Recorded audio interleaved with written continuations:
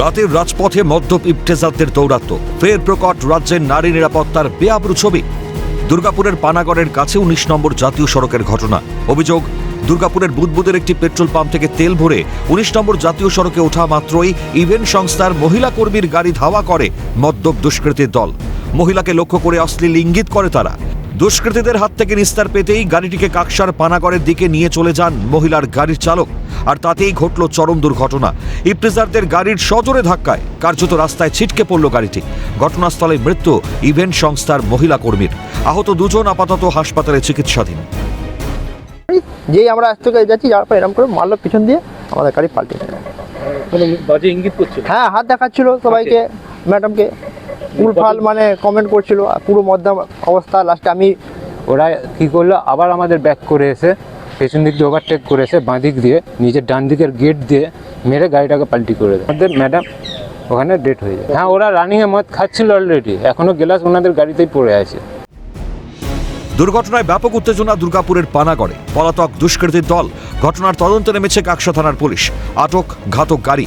মধ্যরাতে রাজপথে একজন মহিলা কর্মীর এহেন পরিণতিতে পুলিশ প্রশাসনের উদাসীনতাকেই দোষারোপ বিরোধীদের। প্রতিদিন রিলিফ হচ্ছে, ধর্ষণ হচ্ছে, খুন হচ্ছে, পুলিশ কোনো ব্যবস্থা গ্রহণ করে না বলেই আজ দুষ্কৃতীরা সাহস পেয়ে যাচ্ছে। আর তার ঘটনা আজ পানাগড়ে ঘটনা ঘটেছে। এটা দুঃখজনক, লজ্জাজনক। এই সরকারের যদি চিন্তা না থাকে, পুলিশ যদি উদাসীন থাকে, মুখ্যমন্ত্রী উদাসীন থাকে, এই ঘটনা দিন দিন বাড়বে। এই ব্যাপারটা পুলিশের উপর ছেড়ে দিন। বাংলার প্রশাসন যথেষ্ট জাগ্রত এবং যথেষ্ট সক্রিয়। এর একটা তদন্ত করে সুবিচার পাবে। রাতের রাজপথে একজন মহিলা কর্মীর এহেন পরিণতিতে রাজ্যের নারী নিরাপত্তা নিয়ে একাধিক প্রশ্ন যে ঘুরপাক খাচ্ছে তা বলাই বাহুল্য। দোষীদের শাস্তির দাবিতে সরব নাগরিক সমাজ। যে অপরাধ করবে তার সাজা হওয়া উচিত এবং পুলিশের চাকরিতে ব্যবস্থা নেওয়া উচিত। আর তারপরে যেটা বললেন যে তাকে ধাওয়া করা, সেটাও অপরাধ, এবং গাড়িতে ধাক্কা দেওয়াটা সাধারণভাবে যে কেউ করলে অপরাধ হবে। আর এখানে তো দুটো অপরাধ একসঙ্গে যোগ হবে। তাদের বিরুদ্ধে কঠোর ব্যবস্থা নেওয়া উচিত। যেখানে একজন মহিলা প্রধান নেতৃত্বে রয়েছেন, তারপর যে এই ধরনের ঘটনা ঘটা 7 মাসের শিশুর উপরেও ধর্ষণ কাণ্ড করছে, তার জন্য লজ্জা এবং আমাদের মনে হয় সচেতন হওয়া উচিত।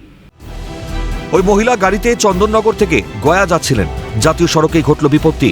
প্রথমে উত্ত্যক্ত করা আর তারপর গাড়িতে ধাক্কা। কর্মক্ষেত্রে যাওয়ার পথেই মৃত্যু। গোটা ঘটনাকে সত্যি নিছকে দুর্ঘটনা? সত্যি কি প্রশ্ন ওঠে না, রাজ্যে একের পর এক নারী নির্যাতন, ধর্ষণের পরও কেন রাজপথে নেই পর্যাপ্ত নিরাপত্তা? রাজ্যের জনদরদি সরকারের কবে ফিরবে হুঁশ? রাজেশ সেনগুপ্তের রিপোর্ট, ক্যালকাটা নিউজ।